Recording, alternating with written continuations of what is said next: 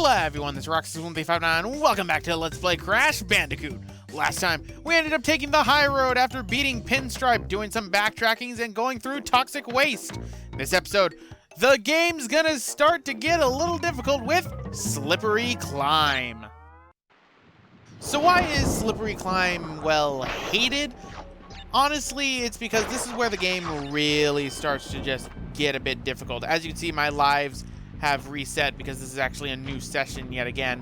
And the reason for that is I sort of screwed up on the last session. At the same time, if the quality is a little bit off, or if anything goes wrong, blame my new HDMI cable. I'm sort of using this as a test run for using it permanently because I'd rather use a 10-foot cable and not have to risk damaging it instead of, say, a 6-foot cable and risk damaging it like I did for the one that came with my Wii U. Which is odd because I've never lost an HDMI cord like that before. I've never heard that fuzz sound, so that was new to me.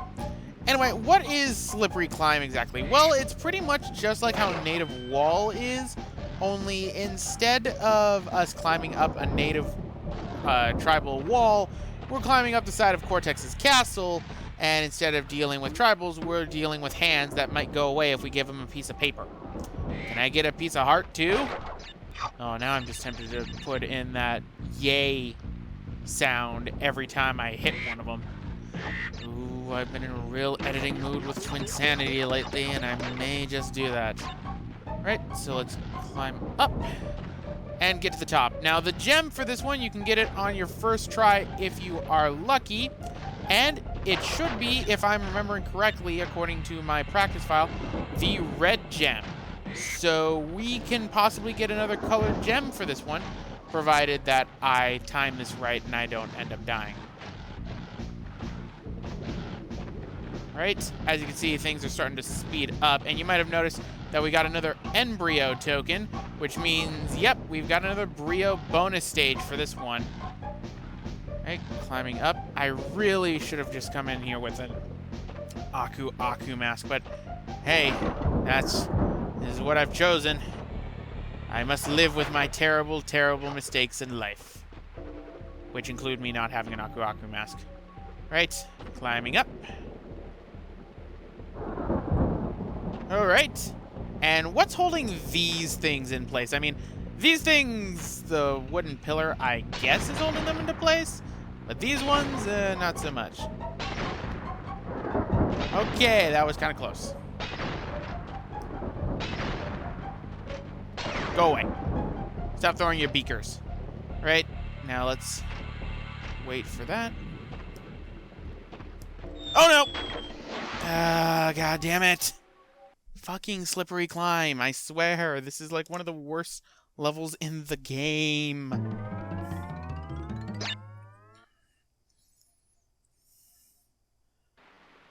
So why is it that people do not like Slippery Climb? Well, Slippery Climb is kind of difficult, in all honesty. This is where the game really starts to step it up, and this is usually one of the levels that many people put on their list as to either A, they stop playing Crash Bandicoot because of it, or, well, A, they either, you know, didn't want to play it, so they stopped.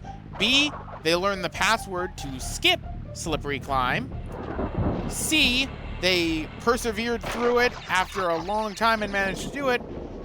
Or D, just ultimately gave up and then probably stopped playing the Crash Bandicoot series altogether. To which I say that's kind of sad, but then at the same time, I don't blame them because I hate Slippery Climb. Slippery Climb is just not fun. Especially because you get a colored gem from this one. So if you want to go for 100%, you're gonna have to get the gem from this stage, which is annoying to say the least. I'd recommend coming in here with an Aku mask, but even then, your biggest threat inside this stage isn't really the enemies as much as it is falling, because there's a reason why this level is called Slippery Climb, and that is because there are some staircases right here that go up and down that will slide you into some spikes. So that's where Slippery Climb comes from. And honestly, if you time it right, you should be fine. But even then, these stairs are just not fun. Right? Going up. Honestly, I'd rather take native wall any day. Whoa. I had the wrong timing on that. Ooh, that was close. I get very nervous with slippery climb. Because it's just nerve-wracking. Right? Going up. There we go. Ooh, boy. I do not like slippery climb, if you could not tell. And I know a lot of people who don't. They usually put this on, as I said earlier, their top 5 hated levels of Crash Bandicoot 1. And I don't blame them. This one actually goes on that list pretty well. Especially because you need to do this if you want to get 100%, which is non-canon. I kind of regret saying that I'd do this game 100%. I wonder how I did this 100% all those years ago, but then I sort of remember what happened, and that was I got extremely lucky on a lot of occasions.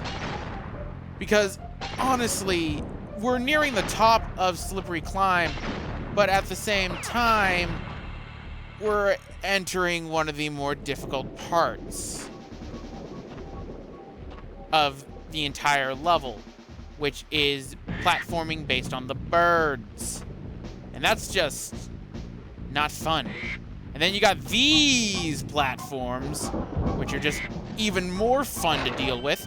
There's our next embryo token, so there's an embryo bonus room. How appropriate.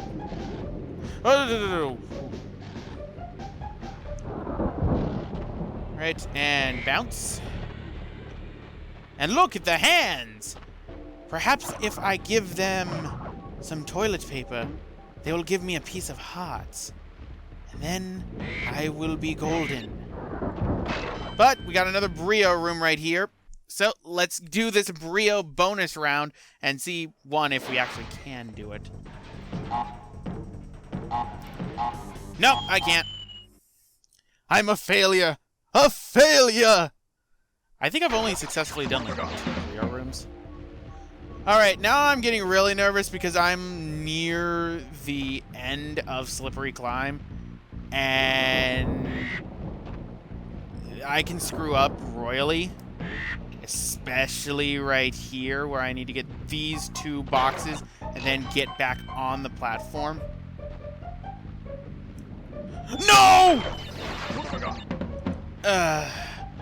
Coming back for this gem because I'm too close to the end for this. And that's just frustrating. It's like Sunset Vista all over again because I think I'm like right at the end too. I was so close. So very close. In fact, I think the ending is right past these bird platforms. In fact, it is because I can hear it. Gosh darn it. Well, that's Slippery Climb, and I'd rather be done with that stage for right now. So yet again, I think at this point, I'm just going to do a backtracking episode in which I go back and get certain gems. Because this is a pain. And so is this one! Lights out! Yay! These stages! These are by far my most hated stages in all of Crash 1. What is lights out? Well, pretty much everything is dark, and you need to use Aku Aku in order to light the way. They do not stack, and you lose one, it goes dark, and you may as well just pray to whatever deity that you worship that you don't die. Now, lights out isn't as bad as the other stage for this one. That's unlocked with another key. See, I'm not worried that I die right here. You know why? Because I can't get the gem for this stage. You actually need the yellow gem, which you will get at a later level. In fact, the last regular level of the game is where you get the yellow gem. That's the only way you can get the gem for this stage, is that way. And that's why I don't hate Lights Out as much as the one that's unlocked with the, Cortex key, which we're actually going to be getting soon enough. I think the next stage is the one that has it. All right. Gotta pray to my deity. This is why I don't pray to a deity. Alright, let's try again. This is just where the stage, and this is usually where I try to give up on getting 100%. Ladies and gentlemen, I have only 100%ed Crash 1 the one time I did the LP 3 years ago. I've played through Crash 1 past that, but I've never 100%ed it ever again. That's telling, all right? That is telling of my pain. And I mean, I know some people have it easier for it, or you could say that I just suck at games. I generally believe I do suck at games, especially older games. But in this case, the difficulty curve for Crash 1 is not fair. It's just really not. I mean, give me, say, Super Mario 64, I can get through that just fine. All 120 stars easily. I've done it multiple times. Inside Crash 1, getting all the gems, oh boy. I hope there's a good incentive for it besides the non-canon ending. Seriously, this is the only one inside the entire Crash Bandicoot franchise that doesn't have a non-canon 100% ending, which is kind of odd. But here's the end of the stage, so we're done. And since I can't get the, gem, we're done with that, so that's good. I just want to keep moving on to where we can go to our next stage, the Jaws of Darkness. If I remember correctly, I think this is another climbing level. No, this is another temple level. Okay. I will gladly accept another temple level. In fact, this is the one where you will get your next Cortex bonus room. So we can at least get the Cortex bonus room and unlock the unholy level that is my most hated level within the entire game. I mean, I hate levels. I've made that very vocal. But what comes from that key is unholy in every way. Just like these blue snakes. Evil, evil blue snakes. Right, wait for the fire. And jump. At least it's one of the stages that I'm comfortable with. Now for this stage, if you have the blue gem, you can get yourself some little bonuses here and there, which is very nice. Trust me, it's very nice to get those bonuses. And go up. I believe there's also another ton of bonus room inside this one, or it may just be the Cortex one. But I do need to mention that there is one thing about the Cortex bonus room for this one that you can potentially screw yourself out of getting it if you're not careful. So I'll make sure to make a note of that.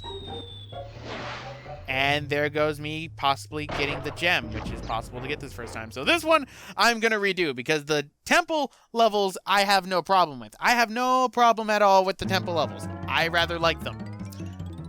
What I don't like is Slippery Climb and Lights Out. And the unholy one that comes from the key once I grab it, which I am avoiding naming its name because I fear that merely mentioning its name will cast bad juju on me and I will need some sage in order to disperse it. At least that's what my mother would say. My mother is very into Wicca, so that's her thing. Right. So let's go through. I lost my Aku Aku mask, but we will get another one right now. So, there we go. Die. It also doesn't help that whenever you reset your game, all your lives are reset. I mean, I'm still in no danger of getting a game over. I don't think in the times I've played Crash 1 I've ever gotten a game over, because I know when to stop and when to grind for lives.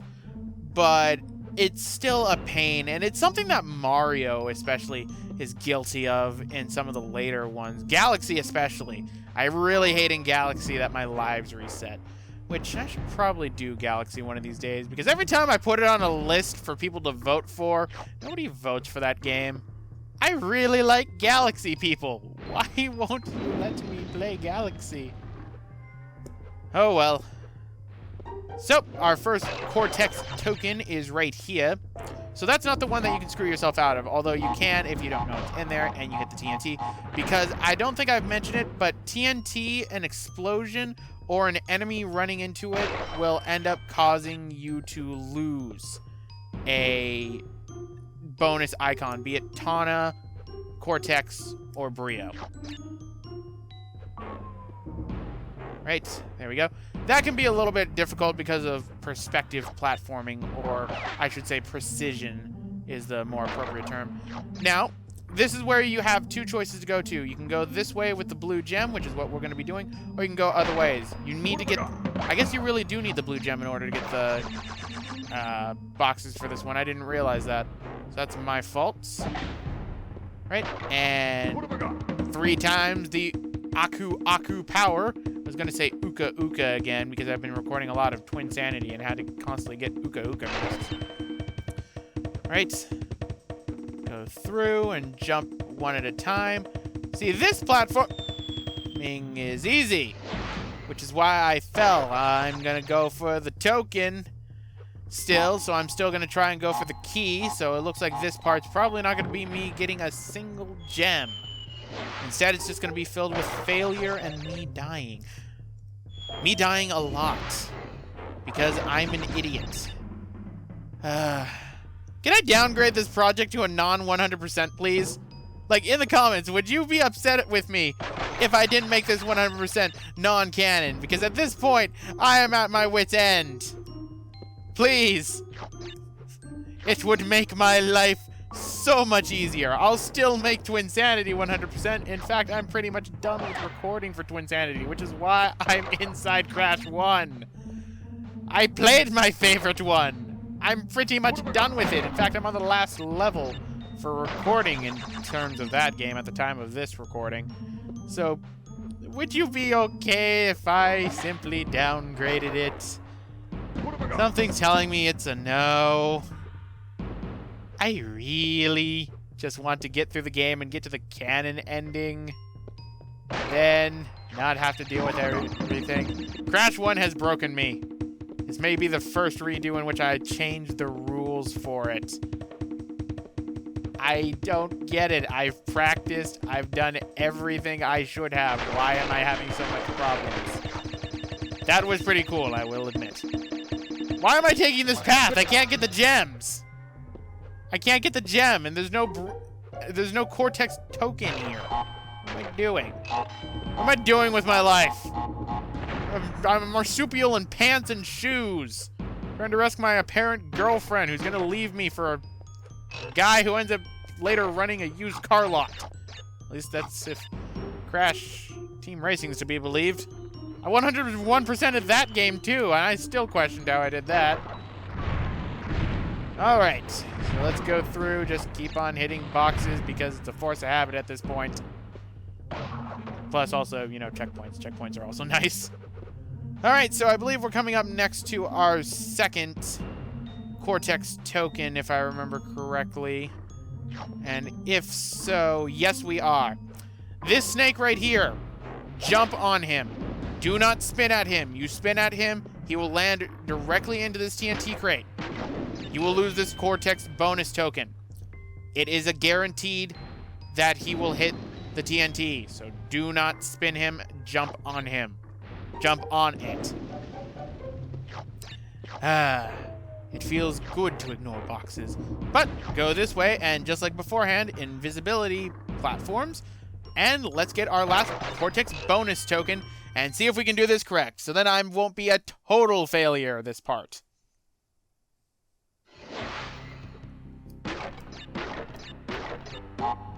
All right.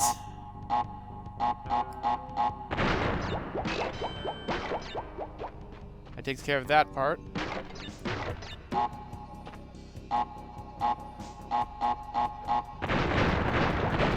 And I am a total failure this part. Just a complete failure. And that would have unlocked it. Unlocked it. I can't even English, see? It kills me when I English. This is how I sound when I'm defeated. Crash 1 has defeated me. I don't know how I ended up getting 100% as 3 years ago. I must have had better hand-eye coordination and a lot more patience, that's for sure. Either way, let's hit this box right here. I think I'll be fine once I get to the next stage, which at this point, it might be split up into 2 parts with how many times I've died. Because in the next stage, there's another ton of bonus room that really helps you out whenever you are starting up a new session. And it's one of the best ones in the game, especially once you have the green gem. Alright, so that destroys that. And let's keep going.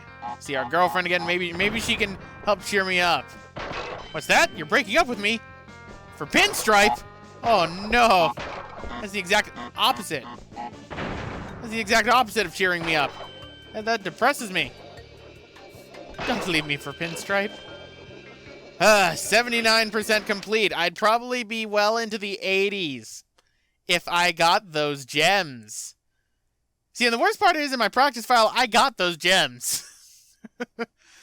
What is wrong with me? What am I rambling about this time? All right. So, let's get to the end. At least we will be done with this stage because it is right here. I'd have gotten a gem and I'd have gotten a key if I wasn't stupid.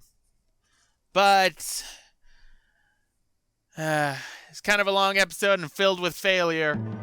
But I'm going to end it off right here. This is Roxas1359. Next time, we're going to Castle Machinery, one of the best levels for getting lives.